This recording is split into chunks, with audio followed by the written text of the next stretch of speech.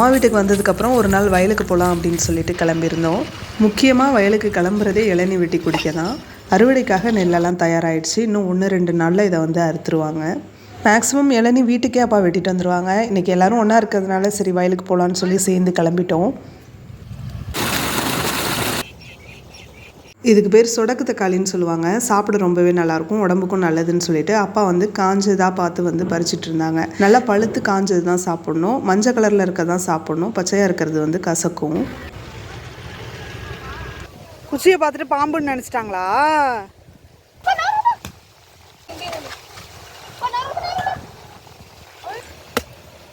மரத்தடியிலே உட்காந்து இளநீ வெட்டி குடிச்சிட்டு மிச்சத்தை வீட்டுக்கு எடுத்துகிட்டு போகலாம் அப்படின்னு சொல்லி எங்களால் முடிஞ்ச வரைக்கும் அங்கேயே உட்காந்து குடித்தோம். வீட்டில் வேற மதியானம் நான்வெஜ்ஜு, இளநியை குடித்து வயிறை ஃபில் பண்ணியாச்சு. மன்னார்குடியிலலாம் தேங்காய் கிடைக்கிறதே பெருசு. வீட்டில் 2 மரம் இருந்தாலும் இளநியெல்லாம் கிடைக்காது. தேங்காய்க்கே அது வந்து நமக்கு பத்தாது. இங்கே ஃப்ரீயாக சாப்பிட்டுட்டு அங்கே காசு கொடுத்து வாங்க ரொம்ப கஷ்டமாக இருக்குது. இளநியில் ரொம்ப பிடிச்சது இந்த வழுக்கை தான். அதுவும் நல்லா வளவளன்னு இருக்கணும், கண்ணாடி மாதிரி இருந்தால் எனக்கு ரொம்ப பிடிக்கும். தேங்காய் இருந்தால் கொஞ்சம் பிடிக்காது, அந்தளவுக்கு சாப்பிட மாட்டேன். அப்பா ஃபுல்லாக தேங்காய் சாப்பிட்டே வயிறை ஃபில் பண்ணிட்டாங்க. சேத்துல விழுந்த இளநீ தேங்காய்லாம் அப்படியே வாய்க்கா தண்ணியில் கழுவிட்டு அப்படியே மூட்டையாக பேக் பண்ணிவிட்டு வீட்டுக்கு கிளம்பியாச்சு.